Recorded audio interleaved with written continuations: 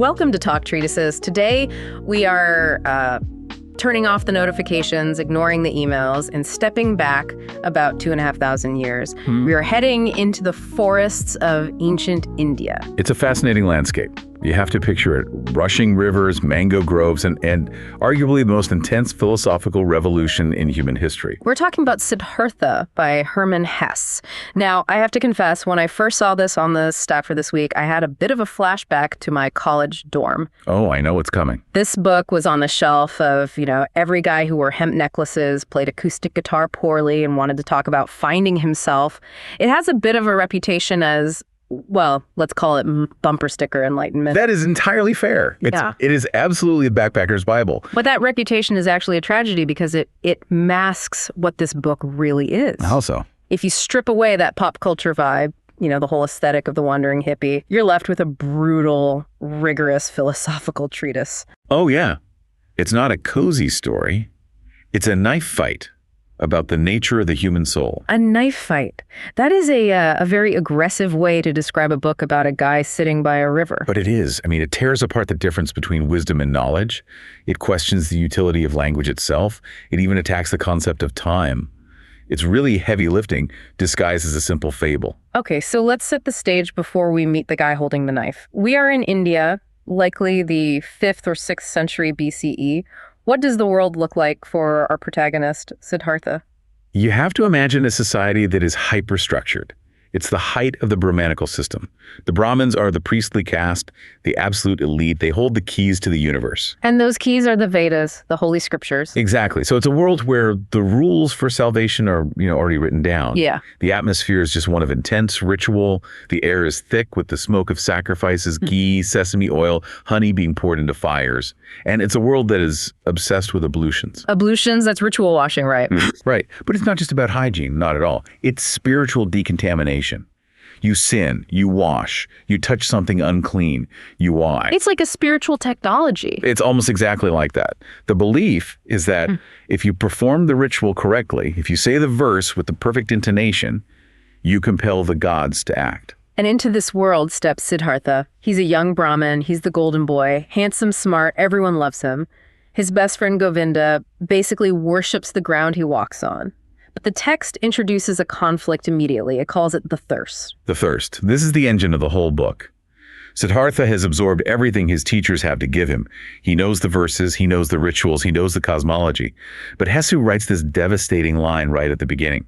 He says, he had begun to suspect that his worthy father and his other teachers had already poured the sum total of their knowledge into his waiting vessel. And the vessel was not full. The vessel was not full. His intellect was not satisfied. His soul was not at peace. That metaphor of the vessel really stuck with me. It's like, imagine you memorize every book ever written on how to swim. You know the physics of buoyancy. You know the stroke mechanics. You know the entire history of swimming. But you've never actually touched the water. That is the perfect analogy. And Siddhartha looks at the elders, the people who've memorized the books, and he sees that they're still anxious. They're still washing themselves every single day. If the water worked, if the knowledge was actually transformative, why do they need to keep doing it? Why is the thirst still there? So he's drawing a line between knowledge, which is the swimming manual, and something else. He uses the word atman. We need to pause on atman. We hear this word 1,000 times in the text. Can we get a quick, explain it like I'm 5 on what atman actually is in this context? Okay. Simplest terms. Atman is the self, but not self like I'm Bob, I like pizza and jazz. It's not your personality or your ego. Right. It's the divine spark within you. The core premise of this philosophy is that your innermost soul, the atman, is identical to the substance of the universe, which is called Brahman. So like a drop of water being made of the exact same stuff as the ocean. Exactly. The drop is the ocean, just in a smaller container. And Siddhartha's problem is this. The priest can talk about the ocean all day. They can describe the chemical composition of the ocean, but none of them seem to be wet. He wants to feel the atman, to experience that unity, not just discuss it in a seminar. So we have a rebellion brewing. And it's not a teenager slamming a door because he wants to borrow the car. It's a quiet, almost terrifying philosophical rupture. We have to talk about the standing standoff with his father. This scene gave me chills. It's one of the most powerful scenes in literature, in my opinion. Yeah. Siddhartha decides he's going to leave the comfort of the Brahmin life and join the Samanas, the wandering ascetics. The guys who starved themselves. Those are the ones. So he asks his father's permission. His father, of course, says no. And Siddhartha just stops. He just stopped. He crosses his arms. He becomes immovable. The father goes to bed, annoyed, thinking it's a phase. He wakes up an hour later, looks out the window, and Siddhartha is still standing there in the dark. The text describes the stars moving across the sky. It's so cinematic. It is. The father wakes up another hour later. The moon has shifted. Siddhartha is still there. He wakes up just before dawn. Siddhartha is still there, shivering, knees trembling, but completely motionless. It's a battle of wills. But it's deeper than that, isn't it? It's the moment the father realizes he's lost. It's the first realization that authority, even the authority of a father he loves and respects, even the authority of the church or the tradition, it cannot grant enlightenment. The father has this thought, his body is here, but he has already left me. Siddhartha essentially proves that his will, his thirst, is stronger than his father's command. He forces the permission. And so he leaves the world of plenty to enter the world of emptiness. He joins the Samanas. Now, paint a picture of these guys. These aren't just, minimalists. No, this isn't tidying up with Marie Kondo. The Samanas are radical ascetics. They're half-naked, covered in dust, emaciated. They live in the forest and they reject everything. The whole goal of the Samana is to become empty. To empty oneself of thirst, of wishes, of dreams, of joy and sorrow. What's the logic there? I mean, why punish the body? The logic is that the self, your ego, your desires, your senses, is a shell. It's a barrier. If you can kill the self, if you can silence all the noise of being a human, then the great secret, the atman, will have no choice but to rush in and fill the void. It's about creating a vacuum for God to enter. Exactly that, a vacuum. The text details some pretty intense techniques here. It's not just fasting, it's the flight from the self. There's this incredible description where Siddhartha practices projecting his soul into other things. The heron and the jackal. Right. He sees a heron flying over the bamboo forest. He concentrates. He pushes his soul out of his body. He becomes the heron. He feels the hunger for fish, the beat of the wings, the scratch of the air, and eventually the heron's death. It's a radical form of empathy, but it's really a kind of dissociation. He's learning to escape his own identity. And then he does it with a dead jackal, which is pretty gross. It is. He slips inside the carcass. Yep. He swells. He stinks. He decays. He gets eaten by hyenas. He experiences the entire cycle of decomposition. He's trying to understand the world by being the world, rather than just thinking about it. He spends 3 years doing this. He gets very, very good at it. He can hold his breath until his heartbeat almost stops. He can endure blistering heat and freezing rain without even flinching. But, and here's the twist, it fails. It fails completely, utterly. He turns to his friend Govinda, who is still with him, starving alongside him, and he drops this bombshell.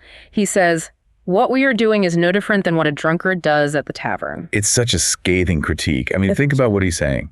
The drunkard drinks rice wine to find a few hours of numbness, to escape the burden of being himself, to forget his bills, his failures, his pain. And the ascetic? The ascetic holds his breath, or fasts, to find a few hours of numbness, to escape the burden of being himself, to escape the I.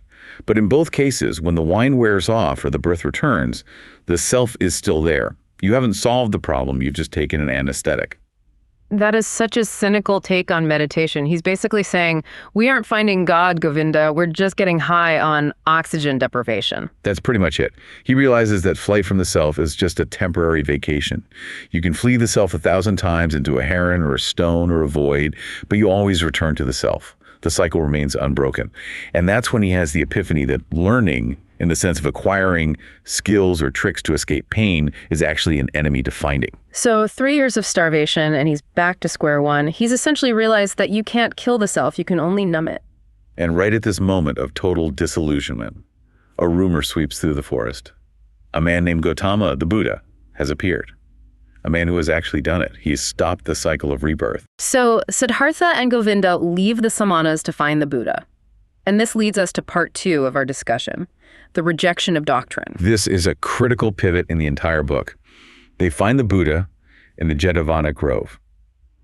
And the description of the Buddha is fascinating. Siddhartha isn't impressed by what the Buddha says initially. No. He is seduced by what the Buddha is. The text says he moves with no striving. Right. Everyone else, even the most holy Samanas, are seeking. You can see the effort in their walk, the hunger in their eyes, the tension in their shoulders.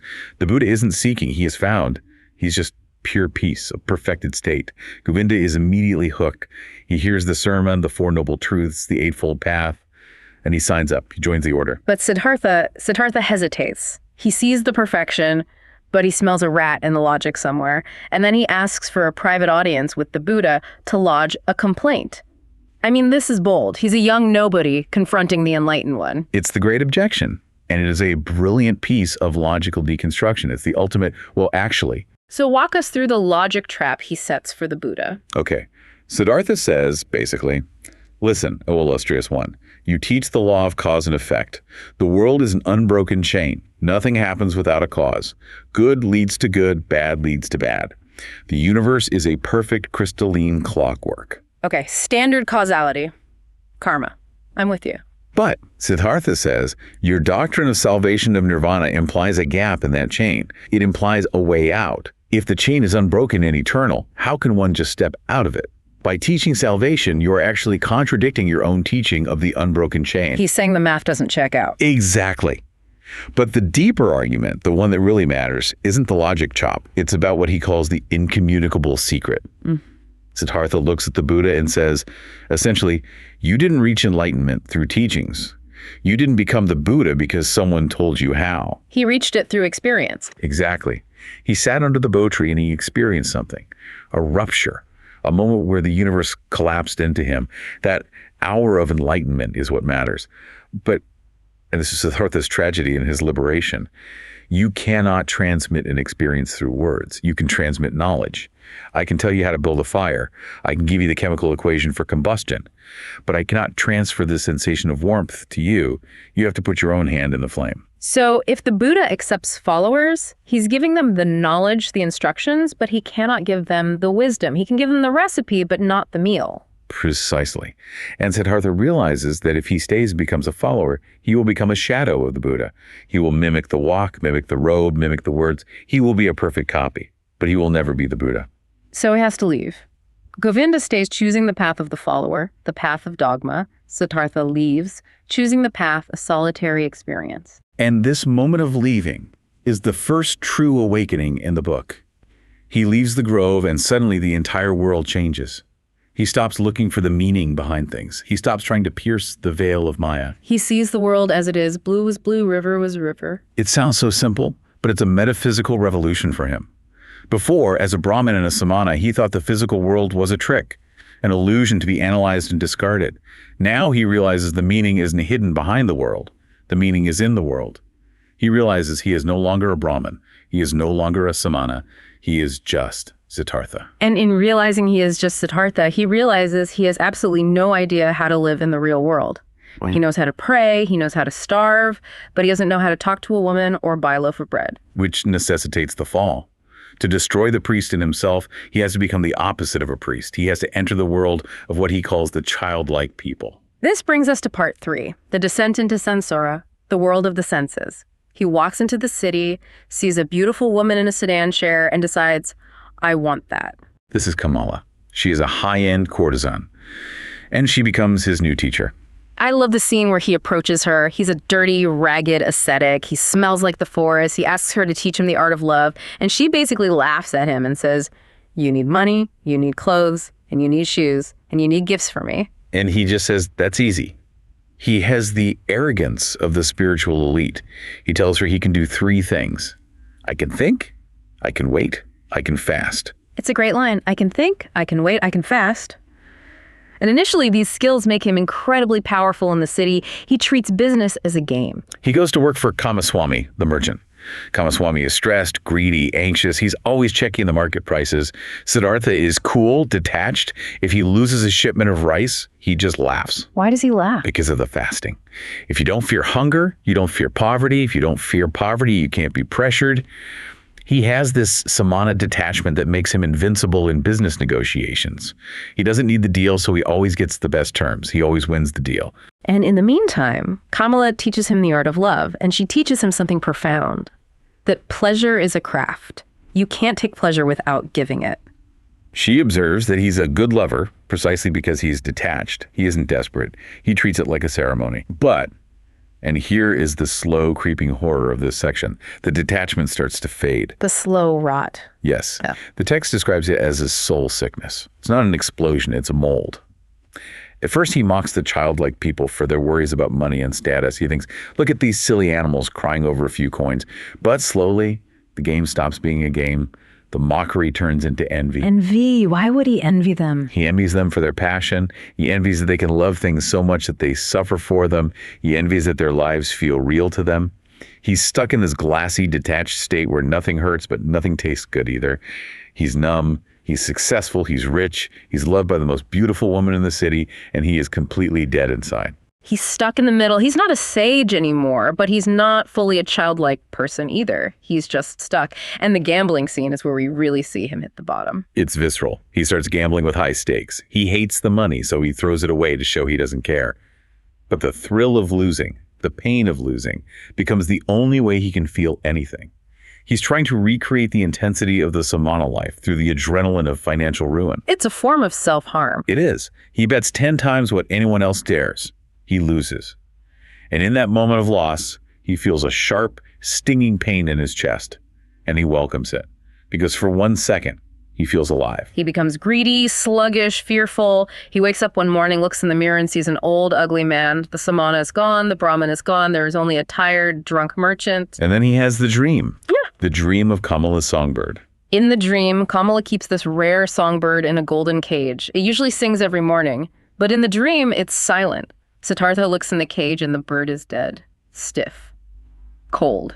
And he takes this bird and throws it out onto the street. And the moment it leaves his hand, he feels a terrible shock. He realizes he has thrown away everything that was good and valuable in himself. It's the symbolic death of his soul. He wakes up and realizes he can't go on. He leaves his house, leaves his money, leaves Kamala, who, unbeknownst to him, is pregnant with his son, and goes to the river. He stands over the water, ready to commit suicide. He spits at his own reflection. He is ready to smash the failure that is his life. He has tried the spirit Brahman, Samana, and found it empty. He has tried the flesh Sansara and found it disgusting. There is nowhere left to go. And then the resurrection. From the depths of his subconscious, the sound Om rises up. It's not a thought, it's a vibration. It's the primal sound of the universe. And it saves him. He falls into a deep sleep, the holy sleep, and wakes up realizing something crucial. He argues that the Siddhartha of the world, the merchant, had to die, just as the Siddhartha of the spirit, the Samana, had to die. He says something profound here. He says, it is a good thing to experience everything for oneself. I needed lust. I needed the desire for possessions. I needed the most shameful despair in order to learn how to give up all resistance. So he had to fall. He had to become a sinner to understand what it means to be whole. You can't just know about sin intellectually. You have to taste the ashes. Exactly.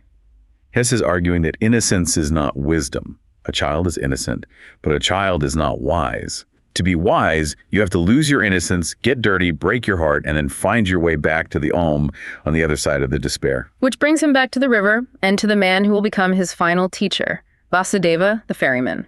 This brings us to part 4, the metaphysics of the river. And Vasudeva is such a contrast to the other teachers.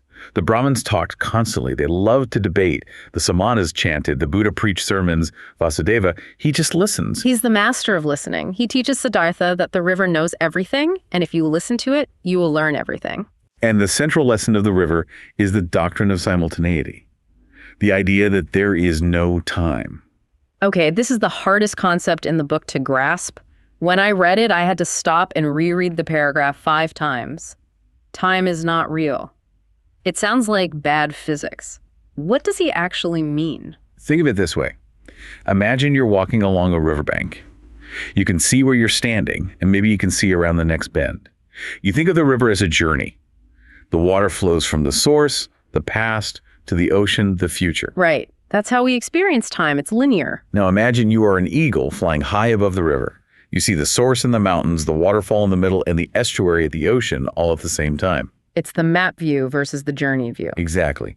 Vasudeva teaches Siddhartha to see the river like the eagle. The river is everywhere at once. It is at the source, at the waterfall, at the ferry, and in the ocean, all at the same moment. And if the river is a metaphor for life? then life is everywhere at once. Siddhartha's past is a boy, his present is a man, and his future is an old man. They all exist now. The boy didn't become the man. The boy still exists within the man. The sinner didn't become the saint. The sinner and the saint are just different facets of the same whole. And the implication of that is that suffering is caused by time. Exactly. We suffer because we look at ourselves and say, I am imperfect now, but I will be perfect later. Or I was happy then, but I'm sad now. We're constantly comparing now to then. If you remove time, there is no gap between what I am and what I should be. You are already perfect. You are already the Buddha. You just haven't realized it yet. That is mind-bending. But this philosophy gets tested. And it doesn't get tested by a debate. It gets tested by the most painful thing possible. Love. Kamala dies. She's bitten by a snake while on a pilgrimage to see the dying Buddha. Siddhartha is left with their son, young Siddhartha. And this boy. He's a real piece of work. He is. He's 11 years old. He's spoiled, he's angry, he's grieving, he's grown up in a palace with servants.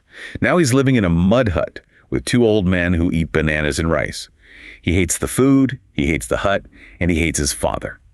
He thinks Siddhartha is a boring old man who wants to force him to be humble. And Siddhartha, for the first time in his life, loses his cool. He loves this boy blindly. He tries to win him over with kindness. He doesn't scold him. He does the boy's chores for him. Which is really just a form of control. He wants to save the boy from the mistakes he made.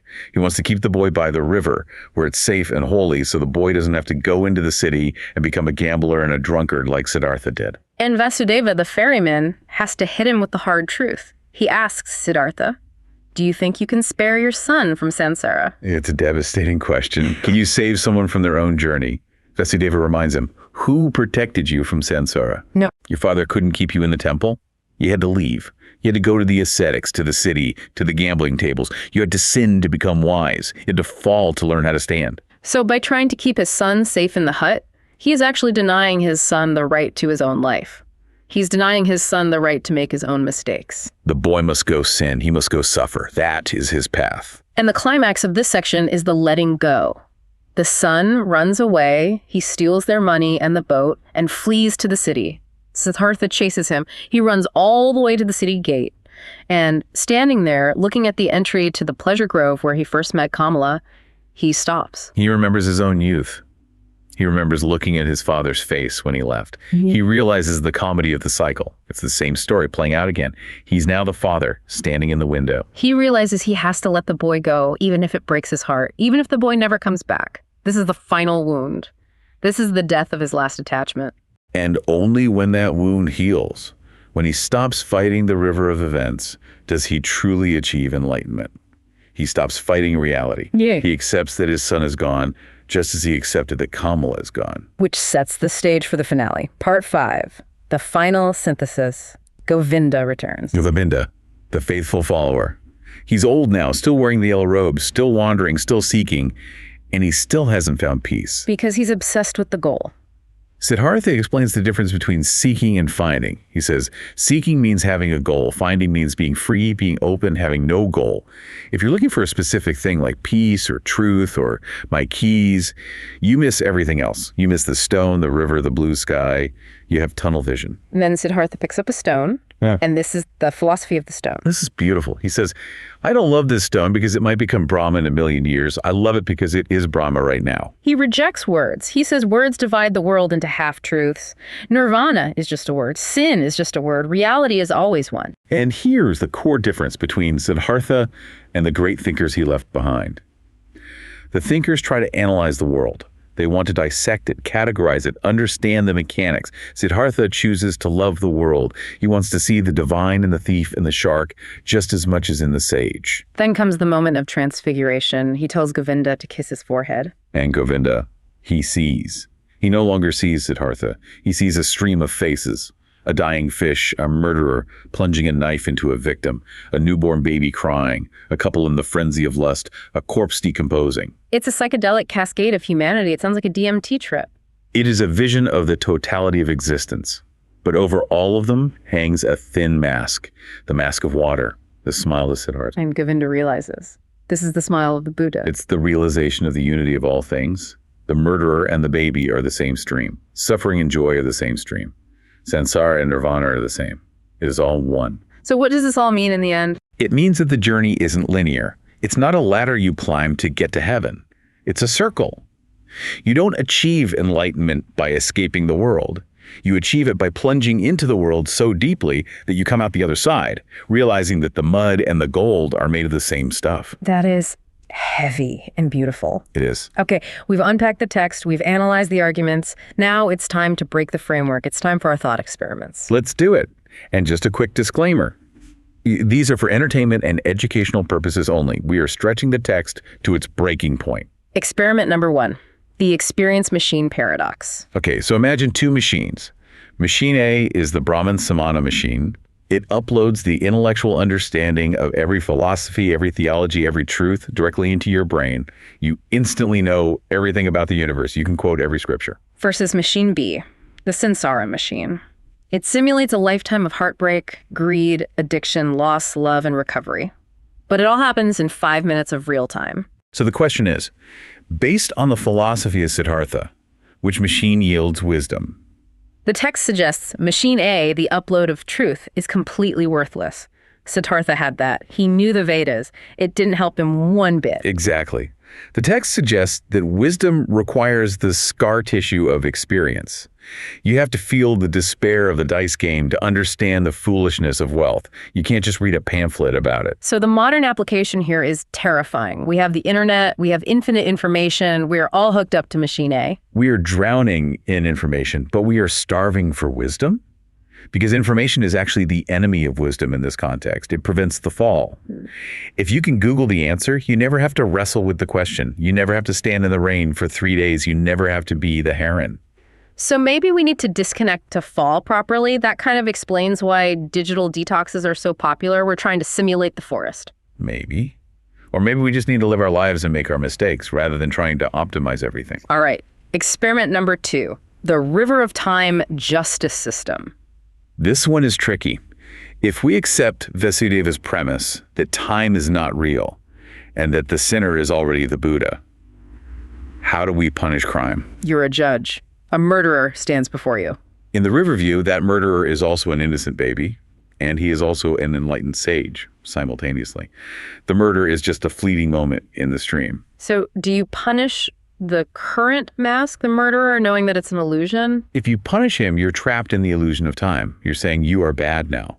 But if you let him go, you're ignoring the reality of the world of samsara, where murder has consequences and causes real suffering. Perhaps true justice in this framework isn't judging the act, but listening. Right. Not asking, did you do it, but hearing the entire stream of the person's existence. Understanding the inevitability of their path, it suggests a justice system based on radical acceptance rather than retribution, which sounds lovely in a philosophy book, but try selling that to a jury. Ladies and gentlemen of the jury, the defendant did kill the victim, but in the future, he's a bodhisattva, and in the past, he was a cute baby, so on average, he's a pretty great guy. Exactly. It breaks society, but it might save the soul, and that's the tension of the book. The perspective of the river is true, but we have to live in the city. And on that note, we have to wrap up. This has been quite a journey. One final thought for the listener. If the opposite of every truth is also true, as Siddhartha says, then everything we just discussed for the last hour is also false. And that is perfectly okay. It is. The link to the text is in the bio. Read it. Don't just take our word for it. Experience it. This has been a Talk Treatises deep dive. We'll see you in the stream.